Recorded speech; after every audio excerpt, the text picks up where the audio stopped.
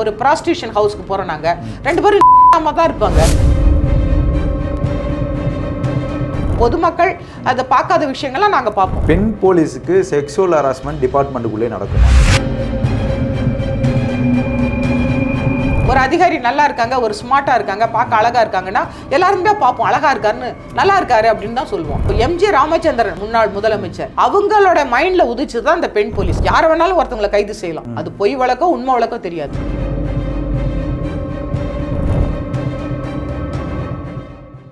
பெண் போலீஸுக்கு sexual harassment டிபார்ட்மெண்ட்டுக்குள்ளே நடக்குமா? அதாவது பெண்ணுன்னா எல்லா இடத்துலையும் பெண் தான். இப்போ பஸ்ஸில் போகும்போது நம்ம அக்கா தங்கச்சி இடிக்க தான் செய்கிறானுங்க. அது ஒரு பொண்ணை வந்துட்டு அதை சத மாமிசன் தான் பார்க்குறாங்க ஆண்கள். ஒரு காம பொருளாக தான் பார்க்குறாங்க. அவங்களுக்கு அறிவு இருக்குது, அவங்களுக்கு மனசு இருக்குது அப்படின்னு யாருமே பார்க்குறதே இல்லை. இப்போ எந்த லேடிஸும் போய் பஸ்ஸில் போய் எந்த ஜென்ஸையும் போய் மேலே விழுந்து இடிக்கிறது இல்லை. நம்ம பின்னாடி ஒன்றும் கண்ணு வச்சில்ல. ஒரு அட்ராக்ஷன் இருக்கும், ஆண் பெண் அட்ராக்ஷன் எல்லாருக்கும் இருக்கும். அது எட்டருந்து பார்த்து ரசிச்சா அது நல்லது தான். ஆனால் கிட்ட போய் அவளை தொடணும் அப்படிங்கும் போது தான் அது வந்து அஃபென்ஸு. நான் 37 வருஷம் சர்வீஸில் இருந்தேன். அப்போ இருக்கும் எப்படின்னா, நம்மள்கிட்ட பேசுவாங்க ஒரு மாதிரி. இப்போ ஜென்ஸு லேடிஸ் நம்ம பேசும்போது நிச்சயமாக ஒரு செக்ஸ் அங்கே வரும். நம்ம கேஸ் பண்ணுவோம், நம்ம ரேப் கேஸ் பண்ணுறோம் இல்லை, அதில் வந்துட்டு நம்ம பேச தான் செய்வோம். இப்போ டாக்டர்ஸு, நர்ஸஸு பாடியை வந்துட்டு நிர்வாணமாக போட்டு போஸ்ட்மார்ட்டம் பண்ணுறாங்க. எல்லாமே எங்கள் டிபார்ட்மெண்ட் அப்படி தானே. இப்போ நீங்கள் ஒரு ப்ராஸ்டியூஷன் ஹவுஸ்க்கு போகிறோம், நாங்கள் 2 பேரும் தான் இருப்பாங்க. ஆண் பெண் 2 பேரும் தான் போய் உள்ள ரெய்டு பண்ணி அக்யூஸ்ட் பிடிப்போம். அதனால எல்லாமும் நீங்க பார்க்காத பொதுமக்கள் அதை பார்க்காத விஷயங்கள்லாம் நாங்க பார்ப்போம். அது உடனே செக்ஸ் வந்துருச்சு, உடனே வந்துட்டு ஒருத்தனை தொடணும், நாங்க போய் அப்பா நம்ம அது மாதிரி செக்ஸ் ரீதியா நம்ம அப்படி இருக்கணும் அப்படிங்கிற சிந்தனை யாருக்குமே வரவே வராது. அது ஒரு தொழில் தான். ஆனா ஆண் பெண் அட்ராக்ஷன், லவ், அன்பு எல்லா மனுஷங்க தானே இருக்கும். அது வந்து பிடிச்சாதான் நம்ம பேசுவோம். இப்ப சினிமாக்காரங்களே பாருங்களேன், 10 பேரோட வந்துட்டு அவங்க படத்துல நடிச்சு லவ் சீனோ இல்லை வந்து ஃபர்ஸ்ட் நைட் சீனோ நடிக்கிறாங்க. ஆனால் ஒருத்தர் தான் லவ் பண்ணி கல்யாணம் பண்ணுறாங்க. மனசுக்கு யாரோ தான் பிடிக்குது. அப்படி தான் எல்லாருக்குமே போட்டு எல்லார்ட்டையும் வந்துட்டு அப்போ அவங்களுக்கு பிள்ளைங்க இல்லையா, போலீஸ்காரங்களுக்கு, ஆஃபீஸர்ஸ்க்கு அவங்களுக்கு மனைவி இல்லையா, எல்லார்ட்டையுமே எல்லாமே பேச மாட்டாங்க. ஆனால் அட்ராக்ஷன் இருக்கும் எல்லாருக்கும். இப்போ நான் நல்லா வேலை பார்க்குறேன்னா என் மேலே வந்துட்டு ஒரு அட்ராக்ஷன் இருக்கும். நல்ல வேலை பார்க்குது இந்த பொண்ணு, அப்படி தான் இருக்கும். அது எல்லாருக்கும் இருக்கும். ஒரு அதிகாரி நல்லா இருக்காங்க, ஒரு ஸ்மார்ட்டாக இருக்காங்க, பார்க்க அழகா இருக்காங்கன்னா எல்லாருமே பார்ப்போம், அழகா இருக்காருன்னு, நல்லா இருக்காரு அப்படின்னு தான் சொல்லுவோம். உடனே செக்ஸ் ரீதியா பேசுறது கிடையாது. அதே சமயத்துல அத மாதிரி பேச வந்தா நம்ம வந்துட்டு இடம் கொடுத்தாதான் அது லவ்வா மாறும், இல்ல திருமணமா மாறும், இல்ல எப்படி வற்புறுத்தி அந்த மாதிரி நடக்காது. வற்புறுத்தவே மாட்டாங்க. வற்புறுத்தினா எந்த ஆம்பளையும் வற்புறுத்தினா அது அவங்களுக்கு தான் வந்து தப்பா முடியும்னு அவங்களுக்கு தெரியணும். ஏன்னா இப்போ பெண் எஸ்பி வந்து ராஜேஷ் தாஸ் மேல வந்து வழக்கு தொடர்ந்துருக்காங்க. அந்த வழக்கு உங்களுக்கு தெரியும். இந்த மாதிரி உங்களுடைய பணி டைம்ல நடந்திருக்கா இந்த மாதிரி ஏதாவது சம்பவங்கள்லாம்? அதாவது எப்படி சொல்றது, அப்படிலாம் உயர் அதிகாரிகள் வந்து பிரஷர் கொடுப்பாங்களான்னு கேட்குறேன். கொடுக்கலாம் மாட்டாங்க, அப்படிலாம் மாட்டாங்க. இப்போ உயர் அதிகாரி நாங்களாம் சிரிப்போம், பேசுவோம், சந்தோஷமா எல்லாமே இருக்கும். ஒரு கேஸ் பத்தி பேசும்போது அப்படிதான் எனக்கு அந்த எக்ஸ்பீரியன்ஸ் இருக்குது. நம்மள போய் கம்பல் பண்ண மாட்டாங்க. அப்படியே கம்பல் பண்ணாலும் நான் வந்துட்டு அதுக்கு ஈல்டு பண்ணலன்னா அவங்களுக்கு அந்த பயம் வந்துடும். என்கிட்ட ஒரு ஆஃபர் பண்றாங்கன்னு வச்சுக்கோங்க, இல்லை சார் நான் அதுக்கு தயாரா இல்லை அப்படின்னு நான் சொன்னேன்னா ஆட்டோமேட்டிக்கா அவங்க வந்து போஸ்ட் பண்ண முடியாது. பயம் வந்துரும். இல்ல போஸ்ட் பண்ணவே முடியாது, வெளியில தெரிஞ்சிடும்ல. இப்ப மேடம் இருக்காங்க எஸ்பி, இப்ப ஏடிஜிபி இருந்தாங்க, அவங்க தைரியமா வந்துட்டு சொல்லிட்டாங்க. இப்போ எத்தனையோ பெண்கள் வந்து தைரியமாக சொல்லாமல் இருக்கலாம். அப்படி இருக்கும்போது அவாய்ட் பண்ணிடலாம். நம்ம சில சமயத்தில் நம்ம அவாய்ட் பண்ணுவோம். நம்மள ஃபோர்ஸபிளாக வந்துட்டு ஒன்றுமே பண்ண மாட்டாங்க. ஆனால் இருக்கும், ஒட்டுமொத்தத்தில் கொஞ்சமாவது இருக்கும். அந்த மாதிரி எங்கே சுற்றி வந்தாலும் அந்த செக்ஸுக்குள்ளே தான் வந்து நிற்பாங்க. அந்த ஜென்ஸு குறிப்பாக பெண்ணு வந்துட்டு பேசுகிறாலோ இல்லையோ, ஏதாவது ஒரு கேஸை பற்றி எடுத்தாலும் அது வந்துட்டு நேச்சர் மனுஷனுக்கு. நம்மளை ஃபோர்ஸ் பண்ணி போய் நான் ஒன்று அடையணுன்றதுலாம் அப்படி செய்ய மாட்டாங்க. எனக்கு அந்த எக்ஸ்பீரியன்ஸ் கிடையாது. அப்படியே இருந்தாலும் நான் அவாய்ட் பண்ணிடுப்பேன். இப்போ நம்ம புருஷனை விட்டுட்டு எல்லாத்தையும் உட்காந்து சிரிச்சுக்கிட்டு கட்டி பிடிக்கிறதா வேலை போலீஸ்ல? 37 வருஷம் இதா வேலை நமக்கு. அது வேலை கிடையாது. இப்போ நீங்க வந்து போலீஸ்ல வந்து இதுக்காக நான் போலீஸ் ஆகணும்னு சொல்லி ஆசைப்பட்டு போலீஸ்க்கு வந்தீங்களா, இல்லை எப்படி நீங்க போலீஸ் வேலைக்கு வந்தீங்க? அப்பெல்லாம் போலீஸ்னா என்னன்னே தெரியாது. நான் பிறந்ததோ ஒரு குக்கிராமம். அந்த குக்கிராமத்தில் தான் நான் பிறந்த வளர்ந்த. அப்புறம் காட்டுமன்னார் கோயில் சொல்லிட்டு ஒரு டாலுக் ஹெட் குவார்ட்டர்ஸ்ல வந்து படிச்சோம். போலீஸ்க்கு நமக்கு சம்பந்தமே இல்லை. ஏன்னா அப்போ வந்துட்டு நாங்க போலீஸ்க்கு வந்த பிறகு 73ல வந்துட்டு ஒரு 10 பெண் போலீஸ் இருந்திருக்காங்க, ஒரு சப் இன்ஸ்பெக்டர் இருந்திருக்காங்க உஷான்னு சொல்லிட்டு. அவங்களும் ரிசைன் பண்ணிட்டாங்க. ஒரே ஃபர்ஸ்ட் ஒரு பெண் சப் இன்ஸ்பெக்டர், ஒரு ஹெட் கான்ஸ்டபிள், 10 போலீஸ் தான் எடுத்திருக்காங்க 73ல. அதுக்கு பிறகு 76ல 4 சப் இன்ஸ்பெக்டர், திருச்சி, மதுரை, கோயம்புத்தூர், சென்னை ஒரு சப் இன்ஸ்பெக்டருக்கும் 10 போலீஸ் எடுத்திருக்காங்க. அப்புறம் 77 கொஞ்சம் எடுத்திருக்காங்க. இது வந்துட்டு ஒரு மக்களுக்கே தெரியாது. ஏன்னா பெரிய சிட்டில இருந்தவங்க, நாங்களாம் வெறும் குக்கிராமத்தில் இருக்கிறோம், எங்களுக்கு தெரியாது. ஆனா எம்ஜி ராமச்சந்திரன் முன்னாள் முதலமைச்சர் அவங்களோட மைண்ட்ல உதிச்சுதான் இந்த பெண் போலீஸ், அதிகமான பெண் போலீஸ் எடுக்கணும்னு சொல்லிட்டு அப்பதான் பேப்பர்ல எல்லாம் எங்களுக்கு ஆட் கொடுக்குறாங்க. இந்த மாதிரி வந்து பெண் போலீஸ் வந்து எடுக்கணும்னு சொல்லிட்டு நிறைய பெண் போலீஸ் என்லிஸ்ட்மெண்ட் டிஸ்ட்ரிக்ட் வைஸ் கொடுக்குறாங்க. அப்போ வந்து எங்க அண்ணன் பிசிக்கல் எஜுகேஷன் டீச்சர் அப்ப ஆட் பார்த்துட்டு நீ ஃபர்ஸ்ட் அப்ளை பண்ணுங்கும் போது, நான் காலேஜில் படிக்கும்போது சொல்றாங்க, அப்ப நம்ம அப்ளை பண்றோம். அப்ளை பண்ணும்போது ஒவ்வொரு இன்டர்வியூக்கு ஒவ்வொரு சர்டிஃபிகேட் வெரிஃபிகேஷன், அந்த மாதிரி எண்டூரன்ஸ்னு ஒரு இது படி, அப்புறம் வந்துட்டு ரிட்டன் டெஸ்ட் நடக்குது, அப்புறம் வைவோ, அப்புறம் மெடிக்கல் எக்ஸாமினேஷன். இதில் ஒவ்வொன்றிலையும் வந்து செலக்டட்னு வருது. ஒரு நாளைக்கு எனக்கு வந்து appointment, you are selected as sub இன்ஸ்பெக்டர்ன்ற மாதிரி, you are appointed as sub inspector அப்படி வருது. அது ஒரு தெரியாமலே ஒரு நடந்த விஷயம் தான். இப்போ தெரிஞ்சு அப்போ பெண் போலீஸும் தெரியாது, பெரிய அறிமுகம் கிடையாது, தெரியாமலே வந்த விஷயம்தான். தெரியாமலே யூனிஃபார்ம் போட்டோம், தெரியாமலே வேலை செய்தோம். இப்போ ரிட்டையர்ட் ஆகிட்டோம். நாங்கள் எங்களை பார்த்துட்டு தான் எங்களை வந்துட்டு ஒரு ரோல் மாடலாக வச்சு பெண் போலீஸ் சக்ஸஸ்ஃபுல்லாக வேலை பண்ணுறாங்க. தமிழ்நாட்டு இப்போல 78 சப் இன்ஸ்பெக்டர் எடுத்தாங்க, எல்லா டிஸ்ட்ரிக்ட்டுக்கும் ஒரு சப் இன்ஸ்பெக்டர் போட்டாங்க. அப்போ அதே மாதிரி 600 பெண் போலீஸ், 60 ஹெட் கான்ஸ்டபிள். அப்போ எல்லா ஸ்டேஷன் டிஸ்ட்ரிக்ட் ஹெட் குவார்ட்டர்ஸ்லையும் ஒரு எஸ்ஐ, ஒரு ஹெட் கான்ஸ்டபிள், 10 போலீஸ், அப்படிதான் வந்து அட்டாச்மெண்ட் கொடுத்தாங்க. ஈவன் பிளாக்கர்ஸ் வந்துட்டு இருக்காங்க பெண்கள், இந்த கமாண்டோஸ் இருக்காங்க. அதே மாதிரி வந்துட்டு இன்னைக்கு லா அண்ட் ஆர்டர் ஸ்டேஷனில் பெண் இன்ஸ்பெக்டர், சப் இன்ஸ்பெக்டர்ஸ் இருக்காங்க. ஈவன் ஈக்குவல் டு மென் அப்படிங்கிற மாதிரி வந்துட்டாங்க. முன்னாடி நாங்கள் ஒரு விங்காக தான் செயல்பட்டோம், பெண்கள் வழக்கு மட்டும் ஹேண்டில் பண்ணிட்டு இருந்தோம், எங்களுக்கு செலக்டிவாக தான் கொடுத்தாங்க. அதனால இப்போ வந்துட்டு எல்லா இடத்துலையும் சக்ஸஸ்ஃபுல்லாக வேலை பண்ணுறாங்க எங்களால். என்ன பெண் போலீஸ் எடுத்து எக்ஸ்பெரிமெண்ட் பேசிஸில் நல்லா போலீஸ் டிபார்ட்மெண்ட்டில், ஈவன் மேல் டாமினேஷன் உள்ள டிபார்ட்மெண்ட்டில் அவங்களாலும் சர்வை பண்ண முடிஞ்சிச்சு, அவங்களாலையும் பிரச்சனை கிடையாது அப்படின்னு சொல்லும் பொழுது அதிக பெண் போலீஸ் என்லிஸ்ட்மெண்ட் பண்ணி இன்னைக்கு மென்னுக்கு ஈக்குவலாக ஒரு ஸ்டேஷன் இன்சார்ஜில் லா அண்ட் ஆர்டரில் இன்ஸ்பெக்டர்ஸ், சப் இன்ஸ்பெக்டர்ஸ் இருக்காங்க. ஏன்டா இந்த வேலைக்கு வந்தோம் அப்படின்னு உங்களுக்கு தோணுன அந்த இடம் எது? நிறைய இடத்துல வந்துருக்குது. சில சமயத்தை டஃப்பாக இருக்கும். இப்போ நம்ம அந்த தப்பே பண்ணியிருக்க மாட்டோம், நம்ம மேலே அந்த தப்பு வந்து விழுந்துரும். வேற யாரோ பண்ணியிருப்பாங்க. நான் சூப்பர்வைசிங் ஆஃபீஸராக இருந்தாலும் அங்கே ஒரு பிரச்சனை நடந்துருச்சு அப்படின்னா அதிகாரிகளை வந்துட்டு, இப்போ எங்கள் எஸ்பி இருக்காங்கன்னு வச்சுக்கோங்களேன், எங்கள் எஸ்பி ஐஜி கேட்டாங்கன்னா உடனே என் மேலே தள்ளுவாங்க அதை, அந்த கோபத்தை நான் பாட்டு வாங்கணும், நான் தான் சரியாக கண்ட்ரோல் பண்ணலன்னு சொல்லுவாங்க. பல சமயங்களில் கேசஸ் நம்ம ஹேண்டில் பண்ணும் பொழுதும், வழக்கு அக்யூட்டல் ஆகும் பொழுதும், இல்லை சில சமயம் பந்தோபஸ்தில் குறைபாடு வரும்போதும், ஏன் நம்ம ராஜீவ்காந்தி பாம்பிளாஸில் அந்த குற்றவாளிகளை வந்துட்டு நாங்கள் தடுக்கலை அப்படின்னு சொல்லிட்டு டெர்லிக்ஷன் ஆஃப் டியூட்டின்னு எங்களுக்கு சார்ஜி மெமோவே கொடுத்தாங்க. என்னோட ப்ரொமோஷன்லாம் அதில் வந்துட்டு நிறுத்தி வச்சாங்க. அப்போ அது நம்ம குற்றவாளி இல்லை அப்படின்னு சொல்லிட்டு விசாரணையில் வந்து என்னை மன்னிச்சு எக்ஸானரேட் பண்ண பிறகு, அதுக்கு பிறகு தான் நான் ப்ரொமோஷன் போய் நான் வாங்குறேன். அதனால அந்த மாதிரி சந்தர்ப்ப சூழ்நிலையில் இப்போ கை போய் கால் போய் நம்ம உயிரே போய் அந்த டிபார்ட்மெண்ட் மேலே வந்துட்டு ஒரு ஒரு இது வரும்ல, ஐயோ நம்ம இந்த டிபார்ட்மெண்ட்டில் வந்து இதெல்லாம் இழந்துட்டோமேங்கிற மாதிரி இருக்கும்ல. ஆனால் அதுக்காக போயிட்டு நம்ம டிபார்ட்மெண்ட்டை விட்டு ஓடணும்னு நம்ம நினைக்கவே இல்லை. ஏன்னா என்னால் ஓட முடியாது. ஏன்னா இன்னைக்கு வரையும் ராஜீவ்காந்தி கேஸை பற்றி நான் பேசிகிட்டு இருக்கிறேன். அதனால இப்படியும் போக முடியாது, அப்படியும் போக முடியாது. ஏன்னா யூனிஃபார்ம் விட்டுட்டு நம்ம போக முடியாது, நம்ம மேலே விழுந்த கடமை மாதிரி ஆகிடும். அது நான் வெளியில் போயிட்டு வேலை இல்லாமலும் இருக்க முடியாது, எனக்கு சாப்பாடு கிடைக்காது, ஏன் யூனிஃபார்ம் மரியாதை எல்லாம் போயிடும். ஏன்னா தப்பு செய்துட்டாங்களோன்னு ஊரில் சொந்தக்காரங்க ஈவன் புருஷன் கூட மதிக்கவே மாட்டாங்க நம்மளை. அதே மாதிரி என்னால் இது முடியலன்னு சொல்லிட்டு நம்மளால போகவும் முடியாது. அது வந்துட்டு நான் கஷ்டப்பட்டாலும் நான் வேலை பண்ணி தான் ஆகணும். அப்படி உருண்டு பரண்டு கஷ்டப்பட்டு ரெண்டும் இருக்கும். எனக்கு வந்துட்டு அப்ரிசியேஷனும் இருக்கும், எனக்கு வந்துட்டு சார்ஜஸ் மெமோஸ், என்னை வந்துட்டு குறை சொல்றது அதிகாரிகள், அந்த மாதிரி. அப்போ வந்துட்டு இதெல்லாம் கடந்து தான் வாழ்க்கையில் எப்படி நம்ம மேடு பள்ளங்களை கடந்து வரோம், அப்படிதான் டிபார்ட்மெண்ட்லையும் சில சமயம் நமக்கு ஒரு விரக்தி இருக்கும். என்னடா இது ஒரு வாழ்க்கைங்கிற மாதிரி, என்னடா இது போலீஸ் அப்படிங்கிற மாதிரி இருக்கதான் செய்யும்.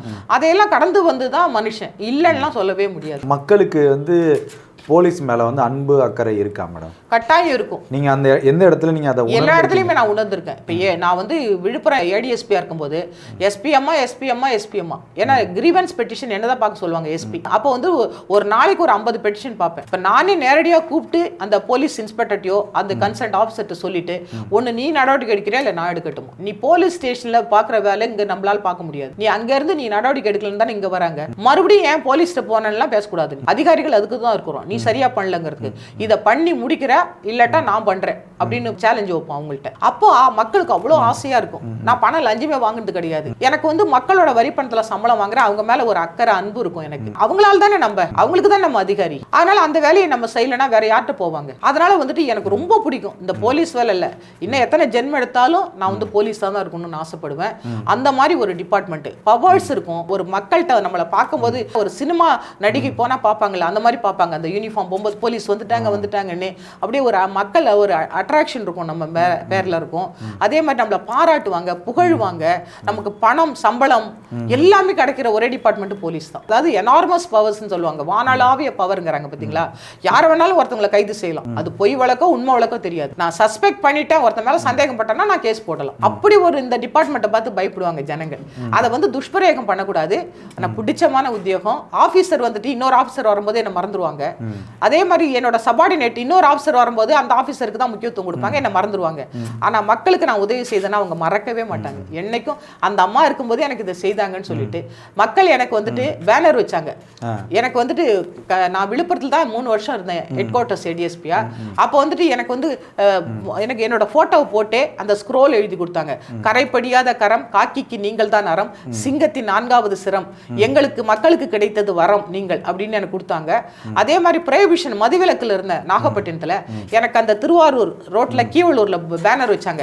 சாராயத்தை ஒழித்த கண்காணிப்பாளருக்கு நன்றின்னு எனக்கு பேனர் வச்சாங்க. அந்த மக்கள் வேலை செய்தா மக்கள் தான் நம்மளை வந்துட்டு முன்னிலைப்படுத்துவாங்க. நம்ம ஆபீசர் கூட நம்மளை வந்து நல்லா செய்தா அப்ரிசியேஷன் பண்ணுவாங்க, இல்லைன்னா சில சமயத்தில் கூட நம்மளை குறை சொல்லிடுவாங்க. ஆனா சபார்டினேட்டும் அப்படிதான். நான் லஞ்செல்லாம் வாங்க விட மாட்டேன், அதனால என்னை திட்டிகிட்டே இருப்பாங்க சபார்டினேட்ஸ். ஏன்னா அவங்கள கண்ட்ரோல் பண்றேன்னு அவங்களுக்கு புரியல. அதனால வந்துட்டு அவங்கள்ட்டையும் நான் பெருசா நல்ல பேர் எடுக்கல. ஏன்னா லஞ்சம் வாங்குற அதிகாரிக்கு நான் நல்லவங்க கிடையாது. ஆனா நான் வந்துட்டு மக்கள்கிட்ட தான் நல்ல பேர் எடுத்தேன். எனக்கு சம்பளம் கொடுக்குற மக்கள்கிட்ட நான் நல்ல பேர் எடுத்தேன். அந்த 37 வருஷம் அதுதான் இங்கே உங்கள் முன்னாடி உட்கார வச்சிருக்கு. இன்னைக்கு எந்த மக்களும் என்னை குறை சொல்ல முடியாது, எந்த ஆஃபீஸரும் சொல்ல மாட்டாங்க. ஈவன் எந்த சபார்டினேட்டும் எனக்கு பணம் வாங்கி கொடுத்து நான் சாப்பிட்டது கிடையாது, லஞ்செல்லாம் வாங்கினது கிடையாது. அதனால தான் தைரியமாக உங்கள் முன்னாடி உட்காந்து இத்தனை மீடியாவுக்கு இன்னைக்கு பேசிகிட்டு இருக்கேன். 2000க்கு அப்புறம் வந்த அந்த பேட்ச் காவலர்கள்லாம் நான் சொல்கிறேன், சிலர் வந்து வேலை பளு காரணமாக தற்கொலை பண்ணிக்கிறாங்க. இந்த மாதிரி உயரதிகாரி ப்ரெஷர் கொடுக்காங்க, தற்கொலை பண்ணிக்கிறாங்க. இந்த தற்கொலைகள் அதிகமாகுதுல்ல, அதை நீங்கள் எப்படி பார்க்குறீங்க ஒரு காவல்துறை அதிகாரியா? தற்கொலை வந்துட்டு அவங்களோட மனநிலை தான். என்னால் இது சமாளிக்க முடியலங்கிற ஒரு மன அழுத்தத்தில் தான். பொதுமக்கள் மாதிரி தான் அவங்களும். நான் பெண் காவலர்களை விட ஆண் காவலர்கள் அதிகமாக தற்கொலை பண்ணிக்கிறாங்க. இல்லை, சில சமயத்தில் அவங்களோட வீட்டு சூழ்நிலை, இல்லை கடன் தொல்லை, ஈவன் லவ் ஃபெயிலியர், இந்த மாதிரி பல சூழ்நிலைகள் அவங்க தன்னோட உயிரையே மாச்சுக்கிறாங்கன்னா அவங்களால அதை வந்துட்டு அவங்களால அந்த மன அழுத்தத்தை வந்துட்டு அவங்கள கண்ட்ரோல் பண்ற அளவுக்கு அவங்களுக்கு அந்த மனநிலை இல்லை அப்படின்னு தான் சொல்ல முடியுமே தவிர, அதுக்கு வந்து போலீஸ் டிபார்ட்மெண்ட்ல இருக்கிறவங்க மாத்திரம் இல்லை, எல்லாருக்குமே அது பொருந்தும், எல்லா மனுஷனுக்கும் பொருந்தும் அந்த தற்கொலைங்கிறது. அதே சமயத்தில் என்னை பொறுத்த வரையும் அந்த தற்கொலை சிந்தனையை வந்துட்டு கொஞ்ச நேரம் கடந்துட்டா அந்த சிந்தனை மாறி போயிடும். ஏன்னா நம்ம இதுக்கு தற்கொலை பண்ணிக்கணுமா, இதை நம்மளால சமாளிக்க முடியாதா, இதை நம்ம சமாளிச்சு தான் பார்ப்போமே அப்படின்னு சொல்லிட்டு நமக்குள்ளே தான் நம்ம தைரியத்தை வளர்த்துக்க முடியும். நம்மளோட சிந்தனைகள் தான் அது தற்கொலையா மாறுது, இல்ல ஒரு அச்சீவ்மெண்ட் பண்றோம், நம்ம தைரியசாலியா மாறுறோம். அதை வந்து நமக்குள்ள இருக்கிற வந்துட்டு சிந்தனைகள் உள்ளான மனுஷன் இல்ல, அந்த மனுஷனுக்குள்ள நமக்குள்ள ஒரு தெம்பை வளர்த்துக்கணும். நமக்குள்ள நம்ம ஏன் இதை செய்ய முடியாது, இன்னொரு மனுஷனால பண்ணும்போது நான் ஏன் பண்ண முடியாது அப்படின்னு நம்ம வந்துட்டு நினைச்சுக்கணும். நம்ம மனசுக்குள்ளதான் அந்த திடகாத்திரமான மனசை நம்ம உள்ளுக்குள்ள வளர்த்தாதான் நம்ம தற்கொலை சிந்தனையோ இல்ல வாழக்கூடியதோ நம்ம சாதிக்கக்கூடியதோ எல்லாமே நமக்குள்ள தான் இருக்குது. நம்ம தான் வளர்த்துக்கணும், அது வேற யாருமே கிடையாது. வேற யாருக்குமே நம்ம சொல்ல மாட்டோம் நான் தற்கொலை பண்ணிக்க போறேன், இல்லாட்டா அவங்க தடுத்துருவாங்க நம்மள.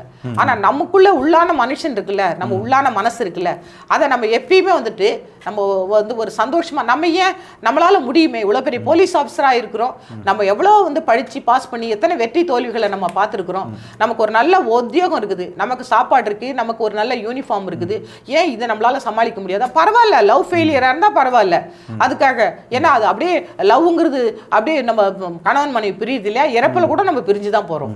அதனால அதெல்லாம் வந்துட்டு நம்ம நினைச்சு பார்த்துட்டோம்னு சொன்னா நம்ம நிச்சயமா வாழ முடியும். லவ் எல்லாம் பொய், லவ் யாருமே சினிமால தான் லவ் பண்றதா அதெல்லாம் உண்மை. அது எந்த கணவன் மனைவி அப்படி இருக்கவே முடியாது. சண்டை இல்லாம இருக்க முடியாது, வீட்டுல பிரச்சனைகள் இல்லாம இருக்க முடியாது. வேணா கதையில வேணா லவ் பண்றாங்க, 2 காதலன் காதலியை பத்தி நிறைய வர்ணிக்கலாம். ஆனா உண்மையான வாழ்க்கையில அப்படி இருக்காது. எல்லாருக்கும் லவ் வரும், லவ் மறையும், கல்யாணம் வேற மாறும், எல்லாமே மாறும். அதனால இதெல்லாம் லவ் எல்லாம் உண்மை கிடையாது.